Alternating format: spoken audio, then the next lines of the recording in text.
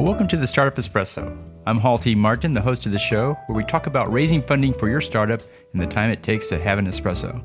I hope you enjoy this episode. Hello, this is Hall T. Martin with the Startup Funding Espresso, your daily shot of startup funding and investing. In raising funding, investors will ask for a cap table. Cap table stands for capitalization table and is a document which tracks the capital structure of the company. In essence, it shows who owns how much of the company's equity. So a company that has had multiple rounds of funding will have different investors in each of those rounds, which needs to be kept in one place. For presentation purposes, the cap table typically gives a high-level summary of the current percent ownership by each investor. As the company plans future fundraising, the cap table shows the impact of those raises on the investor's ownership. Current investors will have a lower percent ownership, but should make up for it in increasing valuation. Cap tables include convertible debt, options, and warrants, as well as equity.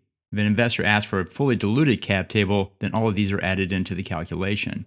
Thank you for joining us for the Startup Funding Espresso, where we help startups and investors connect for funding. Let's go start up something today.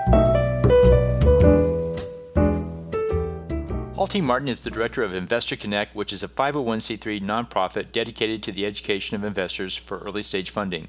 All opinions expressed by Hall and podcast guests are solely their own opinions and do not reflect the opinion of Investor Connect. This podcast is for informational purposes only and should not be relied upon as a basis for investment decisions.